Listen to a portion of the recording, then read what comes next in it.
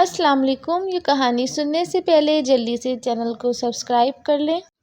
یہ کہانی ہے دو چڑیوں کی۔ ایک خوبصورت جنگل میں دو چڑیاں رہتی تھیں۔ ایک کا گھر بڑا تھا اور دوسری کا گھر چھوٹا تھا۔ لال چڑیا کا گھر بڑا، خوبصورت اور اونچے درخت پر تھا، اور نیلی چڑیا کا گھر چھوٹا اور سادہ تھا۔ نیلی چڑیا نے حسد کے ساتھ لال چڑیا کے گھر کو دیکھا اور ایک منصوبہ بنایا۔ ایک دن نیلی چڑیا لال چڑیا کے پاس گئی اور کہا، آؤ آج ہم جنگل میں ایک نیا کھیل کھیلتے ہیں۔ لال چڑیا خوش ہو کر مان گئی اور دونوں جنگل میں اڑنے لگیں۔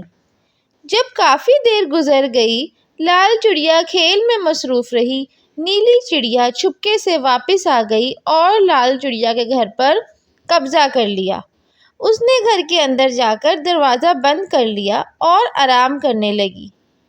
جب لال چڑیا نے دیکھا کہ کافی وقت گزر چکا ہے اور نیلی چڑیا واپس نہیں آئی تو وہ اپنے گھر واپس چلی گئی۔ لیکن جب وہ اپنے گھر پہنچی تو دیکھا کہ نیلی چڑیا نے اس کے گھر پر قبضہ کر لیا ہے۔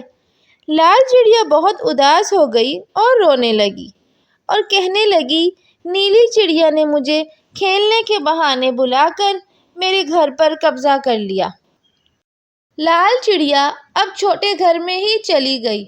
رات کو تیز ہوا چلی اور طوفان آ گیا اور بڑا گھر نیچے گر گیا۔ نیلی چڑیا جو بڑے گھر میں آرام کر رہی تھی، گھر گرتے ہی باہر آ گئی۔ اب نیلی چڑیا نہ تو بڑے گھر کی مالک رہی اور نہ ہی چھوٹے گھر کی۔